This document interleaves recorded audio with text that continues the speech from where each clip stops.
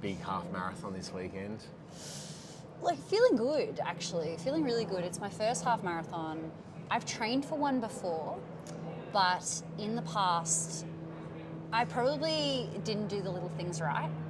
And, I have trained for one and I registered. I actually didn't run it because I got injured in the lead up.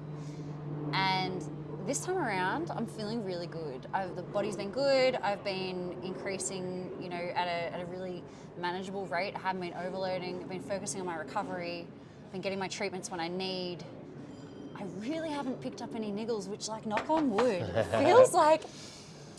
almost feels like not real. But in this past week, what I have been doing is really trying to, like, mentally prepare. So I've been really trying to think more about getting in the right headspace and almost like visualizing what it's going to feel like at the end as I cross the line. What? Pretty exciting. Yeah, like, I'm really trying to get into that zone and feel that.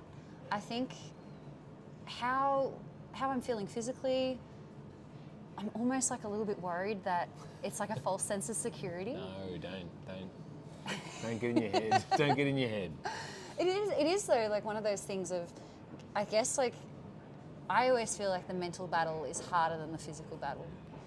Would you have any advice or any suggestions for anyone who is running their first half for how to mentally kind of get in the game, get in the zone? Yeah, look, it's one of those things because, you just said you haven't obviously done one before, so there's always going to be these nerves around doing the run.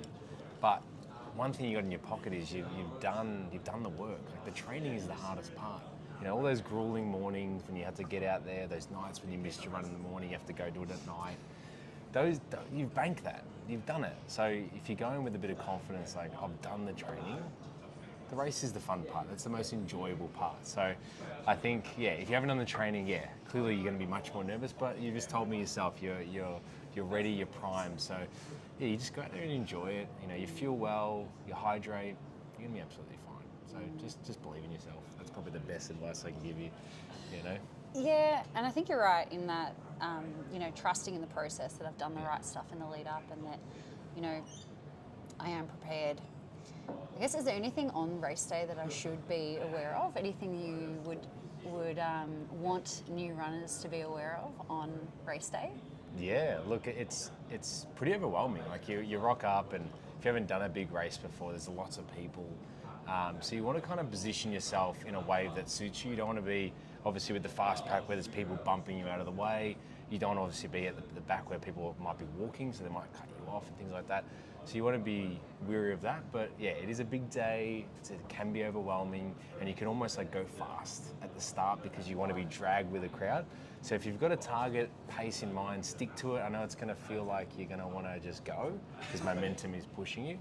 But if you've got a goal in mind, stick to that and don't get sucked into that fast stuff because then you'll gash yourself out. So that's always what I've done. And just believe in yourself. And what about, like, I know we spoke about it a little bit last time with, like, fueling and, like, gels and things like that. What about, like, the water stations? I've always wondered that along the way because they always have the water stations kind of set up. Is it like at every 5K mark? Like, and then should I be stopping for hydration, or should I be getting, the water, or is there Gatorade? Like, what would you recommend? So I think, they're positioned pretty meticulously where they kind of have them, 5, 10, 15, 20, roughly. So there's always a couple. It depends on if you struggle to get down water on the move, I would say definitely stop, drink. If you have a gel, always water and gel go really nice because it helps you digest it. If you are overheating as well, it's really important to grab an extra water, tip it on your head, keep cool. I'm a big sweater, so that really helps. But if you need to stop. But if you're on the move and you want to keep going, like, just bend the cup a little bit. They're normally like little cardboard cups, and you can kind of get it down the gullet quite easily without just kind of getting it in. Yeah, it's a cool little tip. But I tend to kind of time my gels with the water stations because I just digest it better. It just helps. Okay. So can I share with you what my planned Yes, I'd love to. Fuel is? Yeah. So I trialed it the other week. Good. You trialed. That's a I win. trialed it. Okay. So I haven't gone to gels. Not willing to risk it just really? yet. No, I Okay, haven't gone to okay, gels. okay. Let That's me fine, share that's with you, all right? So like in a box of favourites, like Cadbury favourites, all right? There's always the ones that are left over, the ones that no one likes. Yeah? Let me guess the cherry ripes. Ooh, close. No, too chewy.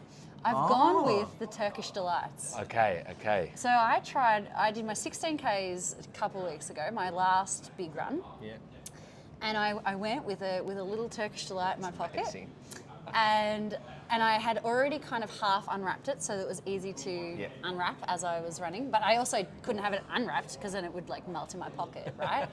So I have these 2 mini Turkish Delights that I'm going to pack in my pocket, and they're going to be my fuel. Honestly, I don't know. Like, I don't particularly like Turkish Delights. Like, they're not my favourite. That's why they're left over after Christmas. But the thing I really liked, obviously the sweetness of the Turkish Delight, but the chocolate. Something about that like made me feel so relaxed.